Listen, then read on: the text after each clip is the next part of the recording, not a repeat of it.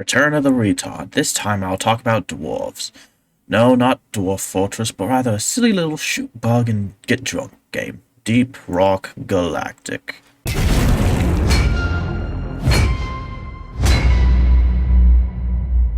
I have spent only about 300 hours in Deep Rock Galactic, but it is one of my favorites. The dwarves, the guns, the missions, the friends, the strange physics that shove you into walls. It's perfect for my little autistic brain.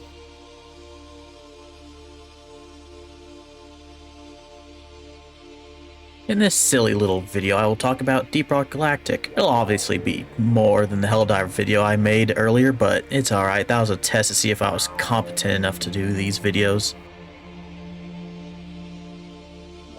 You are still subhuman, don't even...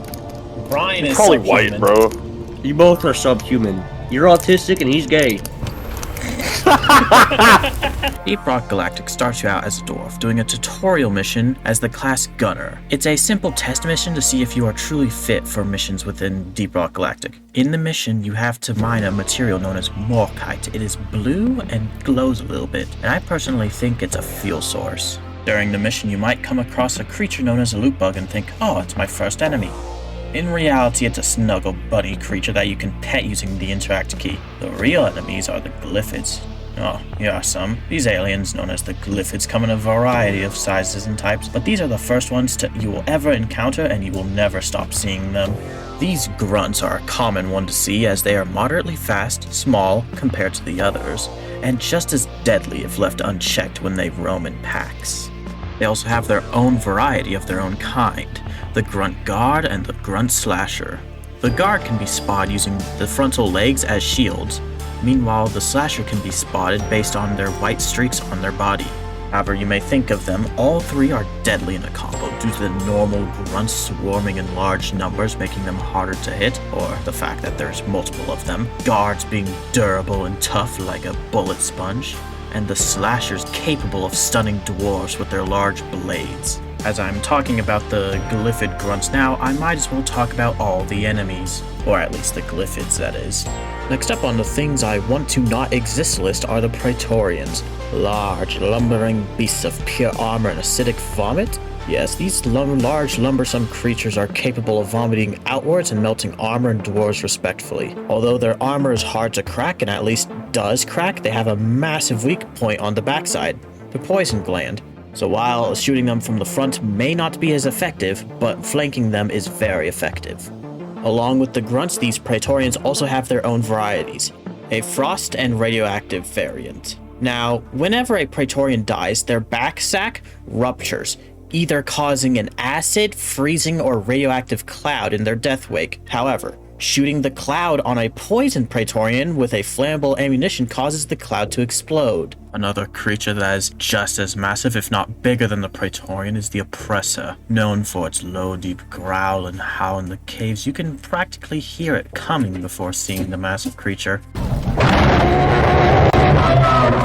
Its impossibly hard armor is impervious to all damage except for the trusty pickaxe. That's right, hitting this massive beast with your pickaxe does damage, while bullets can only hurt it from the backside, where it too has a gas pod. Unlike the glyphids I have covered, it does not have a variant of any other kind other than the normal one.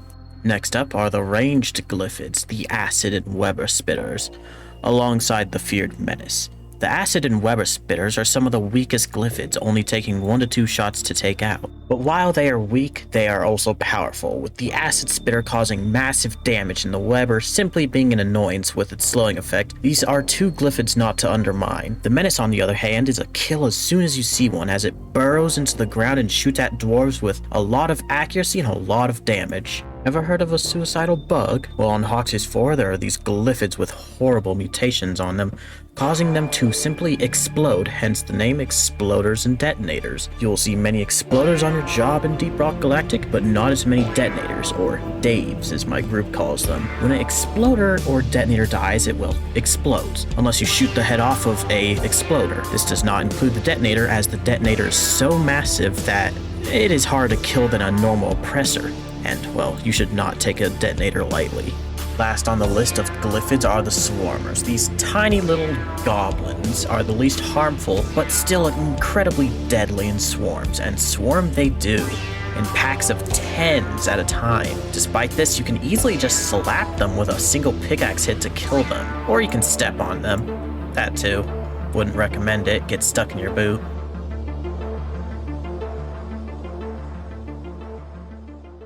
Missions in DRG are simple. You have a choice of 8 whole missions to choose from, ranging from fighting bosses to gathering or even escort. I will cover them all in this video. Let's start with a basic one, mining mission. In a mining mission, you mine for morkite, just like the tutorial. You gather morkite along with nitra for ammo and gold for, well, who doesn't like gold? Once you deposit enough morkite into the meal, you can call a drop pod to escape.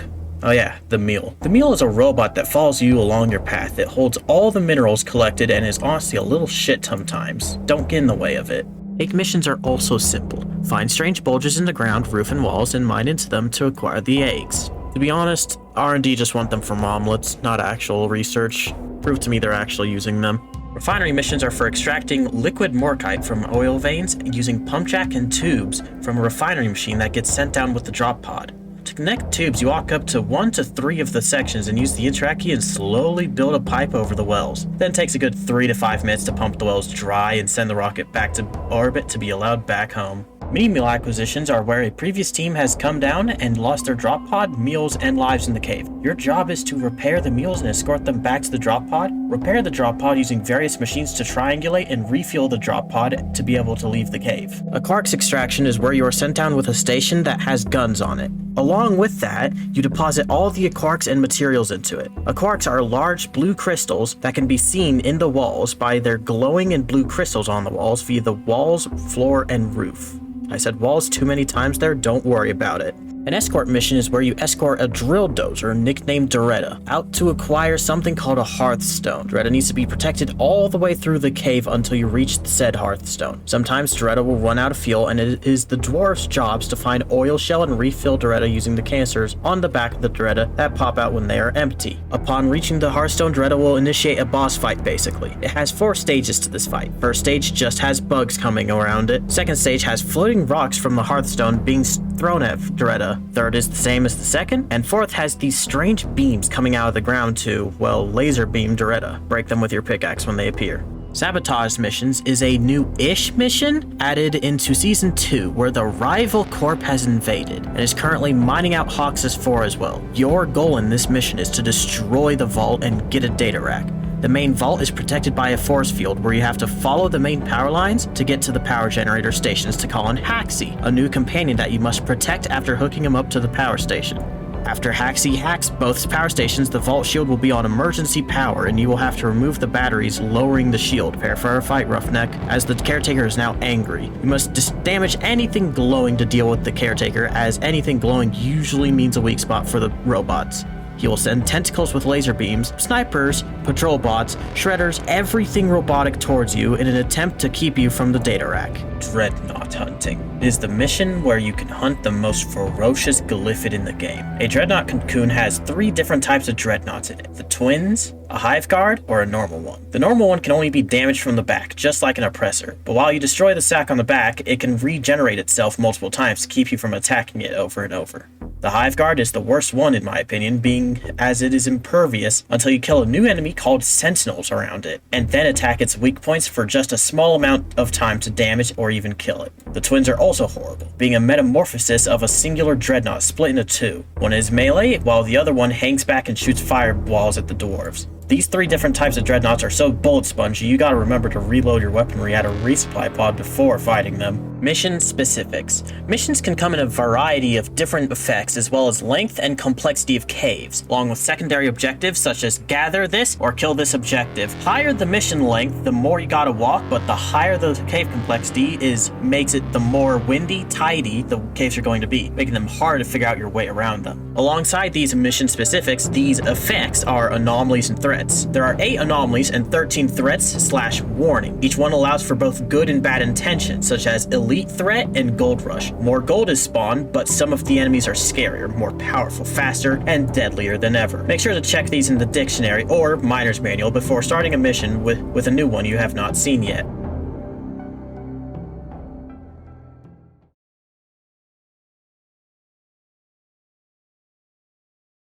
There are around 10 regions or biomes on Hoxie's 4, ranging from radioactive wasteland to a literal desert.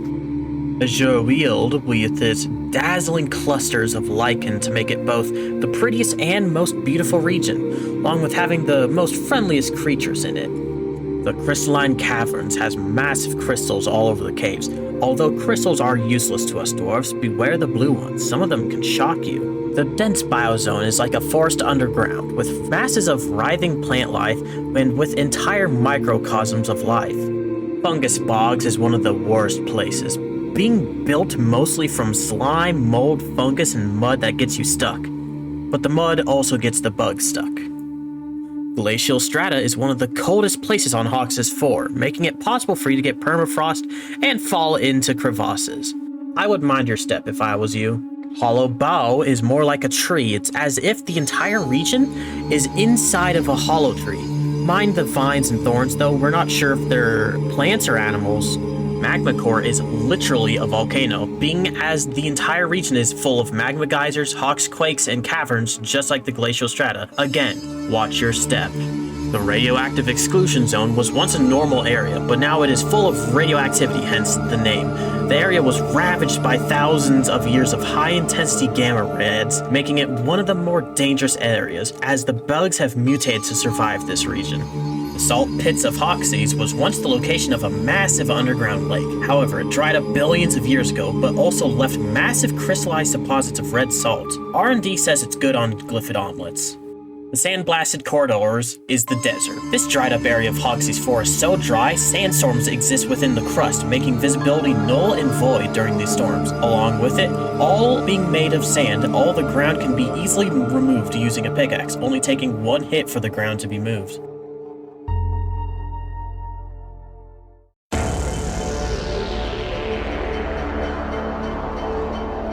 So now you know about the missions, the biomes, and the main enemy of DRG, the Glyphids.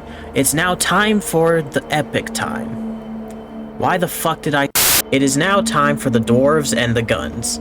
The guns in Deep Rock Galactic are linked to the classes, the Gunner, the Driller, the Scout, and the Engineer. Each class has their own playstyle, the playstyles being Driller is more supportive, Gunner is more aggressive, Scout is pure mobility and also supportive, and Engineer is defensive. As their playstyles, their guns also reflect this, Engineer having shotguns or close-range options with his shotgun, SMG, and automatic aiming rifle, Scout having a carbine, literal M1 Garand, and a plasma rifle, Driller having a flamethrower, a cryo can, and a corrosive sludge pump? What? And the last but not least, Gunner having a minigun, missile launcher system, and an autocannon. These are not all, in fact. Each class has 3 more sidearms, 4 grenade types, and a movement and support tool.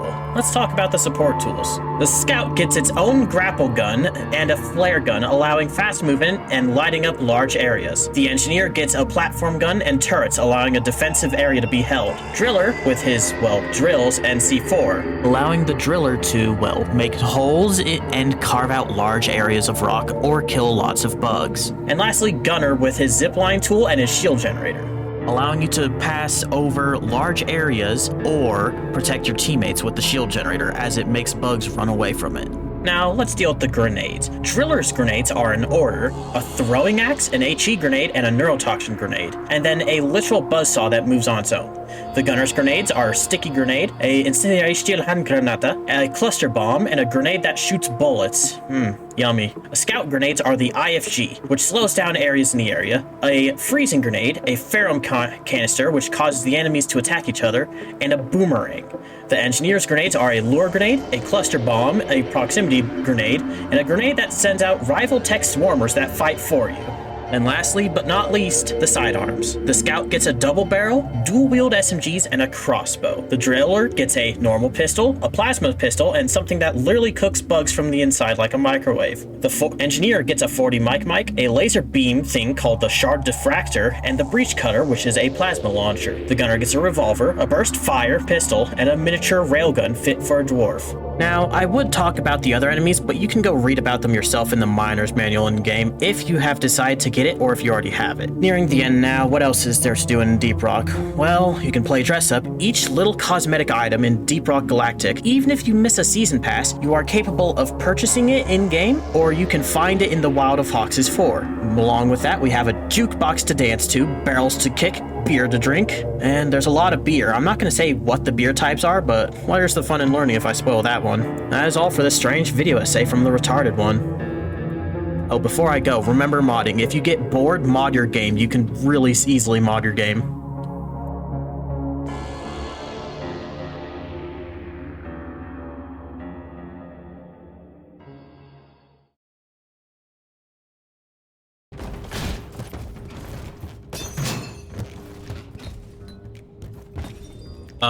Hi. Aw, Hi. god damn it! How? I made a platform.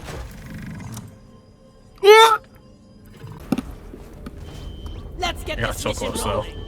rolling. Come on. No. What's up, you?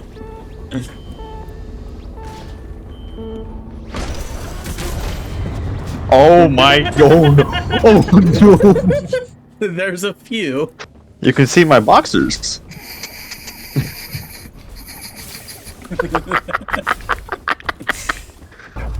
Alright, I just want to test this. So first we remove the skin. Bang. It